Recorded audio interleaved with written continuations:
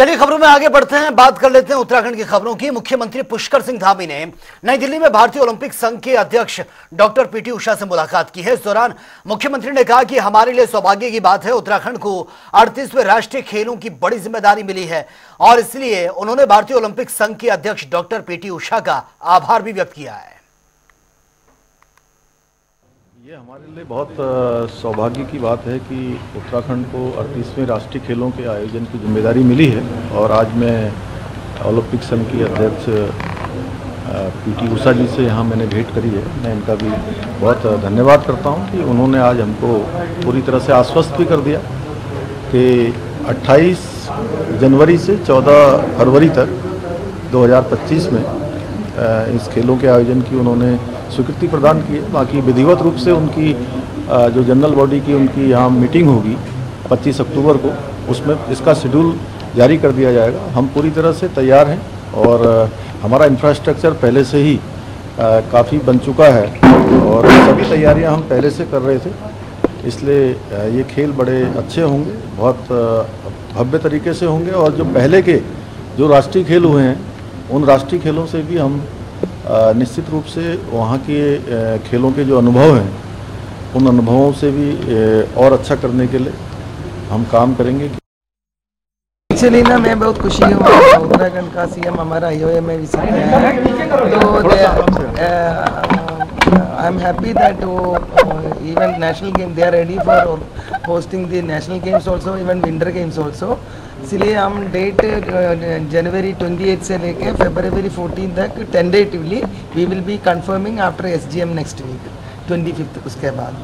तो very happy that they are ready and they are confident of hosting in a good वे।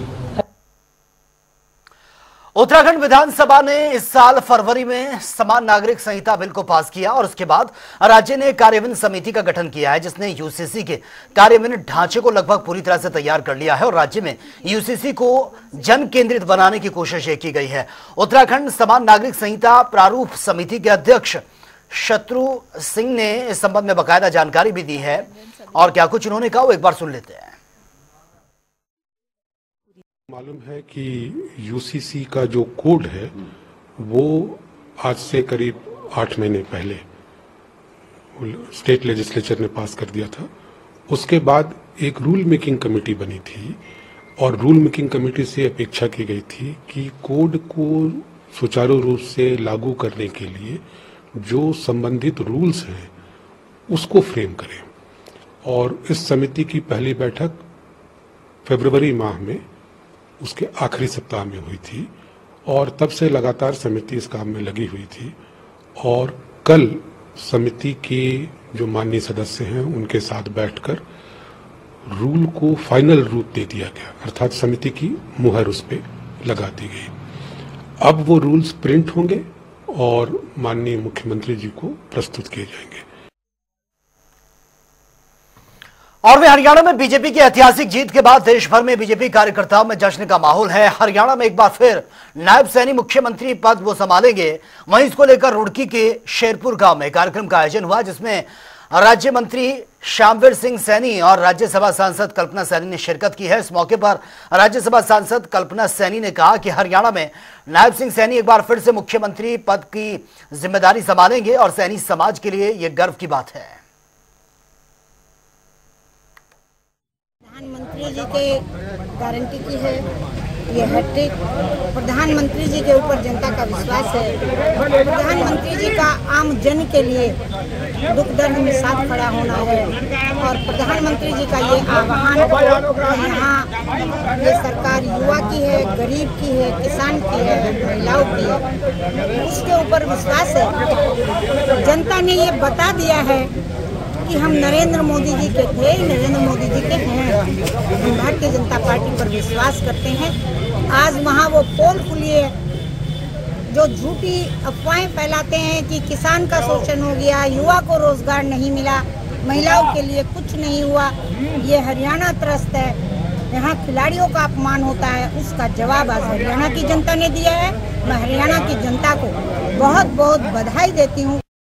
हरियाणा में माननीय नरेंद्र मोदी जी का जो सिलेक्शन रहा पहले प्रदेश अध्यक्ष के रूप में नायब सिंह सैनी का और उसके बाद सीएम के रूप में वो कारगर साबित हुआ है और उनके अनुभव का लाभ मिला है और पार्टी नीचे तक सर्व समाज विशेष करके अति पिछड़े वर्ग और दलित वर्ग में पार्टी ने पहचान बनाई है, पहुंच बनाई है। उसके कारण तरह तरह की जो भ्रांतियाँ फैलाई है मीडिया में या कांग्रेस का जो वो ग्रुप होता है वो सब जनता ने नाकाम कर दिया और भारतीय जनता पार्टी की पूर्ण स्पष्ट बहुमत की सरकार वहां बनी है। और वे हरियाणा में बीजेपी की जीत पर पूर्व सीएम हरीश रावत का स्टेटमेंट भी सामने आया। उन्होंने क्या कुछ कहा वो एक बार सुन लेते हैं। गलतफहमी जल्दी दूर हो जाएगी। जो भाजपा का फूला हुआ गुब्बारा इस समय हरियाणा के नाम से फूला हुआ है, वो जब दूसरे राज्यों में जाएंगे, अभी चुनाव हो रहे हैं, तो सब जगह काट की हाड़ी नहीं चढ़ती है। इस तरीके के एक सामाजिक समूह के खिलाफ दूसरे सामाजिक समूह को खड़ा करके और अपनी राजनीति करना, वोट हासिल करना, वो हमेशा संभव नहीं होता है। और महाराष्ट्र में ये हारेंगे, उत्तराखंड में भी हारेंगे, नगर निकाय में भी चुनाव में भी हारेंगे और इसके बाद जो हमारे दूसरे चुनाव होने जा रहे हैं झारखंड आदि में, वहां भी ये हारेंगे और उत्तर प्रदेश के उपचुनाव में भी हारेंगे। धामी सरकार की ओर से महिला सशक्तिकरण की दिशा में मुख्यमंत्री महालक्ष्मी योजना की शुरुआत की गई है और इसको लेकर सीएम धामी ने एक्स पर पोस्ट भी किया है। क्या कुछ उन्होंने लिखा वो एक बार देख लेते हैं। तो एक्स पर यह पोस्ट किया, हमारी सरकार बेटियों के सशक्तिकरण और मातृ कल्याण के लिए प्रतिबद्धता के साथ काम कर रही है और इसी दिशा में मुख्यमंत्री महालक्ष्मी योजना की शुरुआत ये की गई है और गर्व है इस पर। और योजना का उद्देश्य माताओं और नवजात शिशुओं को समुचित देखभाल सुनिश्चित करना। इस योजना के तहत महिलाओं को आवश्यक वस्त्र, पोषण सामग्री, स्वास्थ्य संबंधी वस्तुओं के युक्त मुख्यमंत्री महालक्ष्मी किट ये प्रदान की जाती है।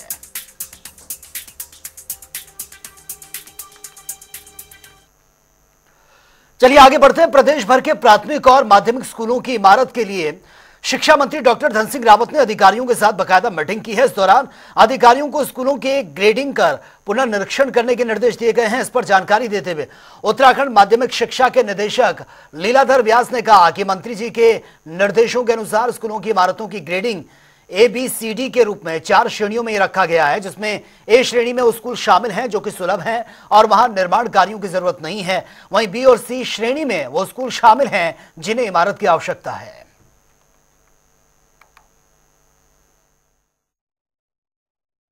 में जो माननीय मंत्री जी के निर्देश हैं उनके निर्देशों के अनुसार स्कूलों को 4 कैटेगरी में विभाजित किया गया है। एक A कैटेगरी के विद्यालय हैं जहाँ निर्माण की आवश्यकता नहीं है, जहाँ भवन हमारे सुलभ है। एक B कैटेगरी के विद्यालय हैं जहाँ लघु मरम्मत की आवश्यकता है और एक C कैटेगरी के विद्यालय हैं जहाँ दीर्घ मरम्मत की आवश्यकता है। और D श्रेणी में ऐसे विद्यालयों को चिन्हित किया गया है जहाँ विद्यालय जीर्ण शीर्ण हो गए हैं या उनको ध्वस्तीकरण की आवश्यकता है, तो वहां पर एक नया निर्माण भी प्रस्तावित किया गया है। और वहीं केदारनाथ विधानसभा सीट के उपचुनाव के लिए बीजेपी और कांग्रेस पार्टी लगातार अपनी अपनी जीत का दावा कर रही है। दरअसल कांग्रेस से पूर्व कैबिनेट मंत्री हरक सिंह रावत का बयान सामने आया। उन्होंने कहा कि केदारनाथ की जनता कांग्रेस के पक्ष में नजर आ रही है। वहीं बीजेपी की ओर से केदारनाथ सीट पर भी जीत का दावा किया जा रहा है।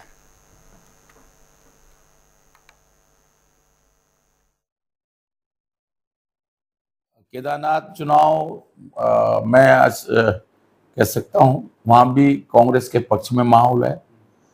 भारतीय जनता पार्टी पूरी ताकत लगाएगी। केदारनाथ के चुनाव में लगाई तो उन्होंने बद्रीनाथ में भी थी, लेकिन वह उसमें उनको शायद इतने घमंड हो गए कि वो 5 सीटें लोकसभा जीते थे और वहां का सिटिंग विधायक उनके साथ आ गया था, तो उनको बड़ा एक घमंड था कि हम तो इस सीट को आसानी से जीत ही जाएंगे। मैंगलोर के लिए उन्होंने जोड़ तोड़ की थी, लेकिन ना उनकी जोड़ तोड़ सक्सेस हुई और ना उनको उनका घमंड भी चकनाचूर हो गया।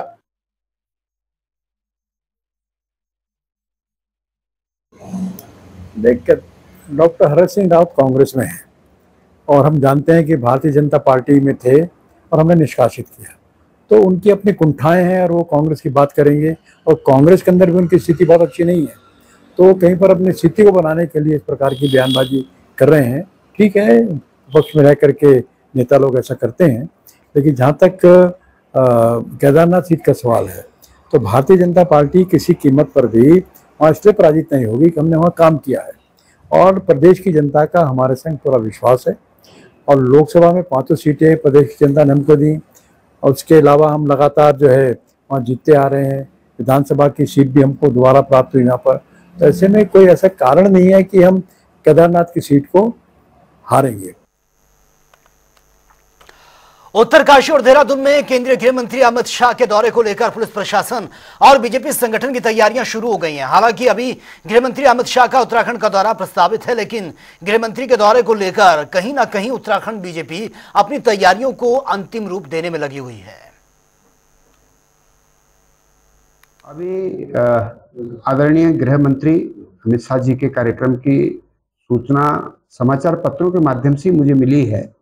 ऑथेंटिक कार्यक्रम की उनकी प्रतीक्षा है और जानकारी मिली है वो वाइब्रेंट विलेज है उत्तरकाशी जिले में, वहाँ वो जाकर के भ्रमण करना चाहते हैं, ऐसा है। और एक बैठक उनकी देहरादून में रहेगी और विधिवत कार्यक्रम जब उसका आएगा तो उस हिसाब से फिर बात करें। और देहरादून में कांग्रेस कार्यालय में जनसंपर्क अभियान के तहत कांग्रेस ने एक मीटिंग का आयोजन किया, जिसमें विचार विभाग के बुद्धिजीवों प्रकोष्ठ के अध्यक्ष डॉक्टर प्रदीप जोशी सहित कई बुद्धिजीवियों ने बढ़ चढ़कर हिस्सा लिया। और वहीं इस विचार प्रकोष्ठ में भारतीय राष्ट्रीय कांग्रेस के मौलिक सिद्धांत, जिसमें राष्ट्रीय एकता, लोकतंत्र, ये तमाम जैसे विषयों पर गहन चर्चा भी की गई है।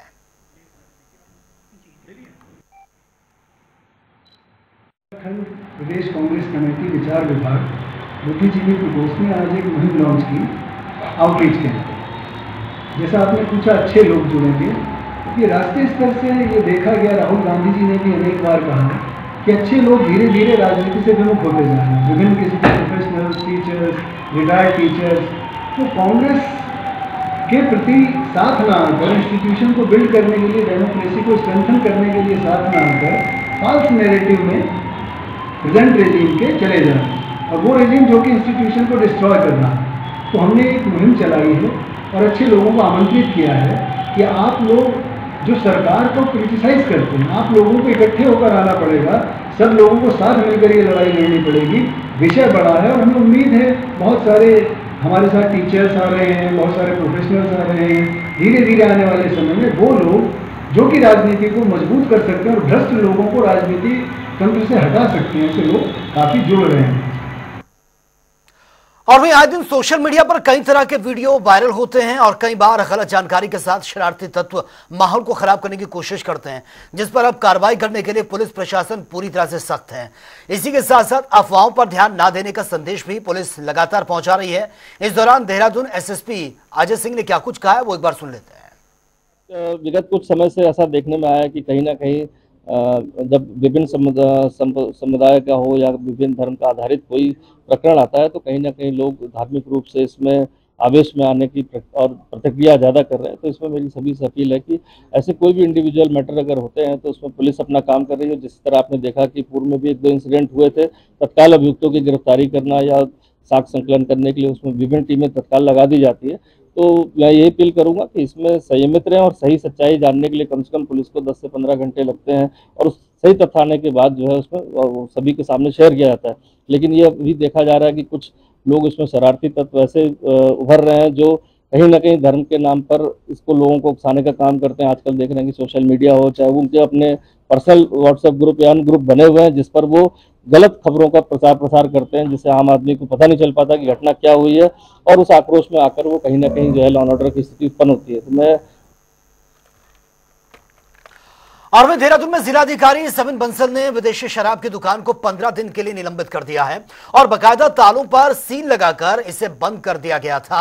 लेकिन इसके बाद भी स्टे ऑर्डर लेकर दुकान को खोले जाने की कोशिश यहां पर की गई है। इसके भनक लगते ही कांग्रेस नेत्री सुनीता प्रकाश आसपास की महिलाओं के साथ दुकान के बाहर पहुंच गई हैं और उन्होंने जमकर विरोध प्रदर्शन भी किया है। दुकान के ताले नहीं खुलने दिए।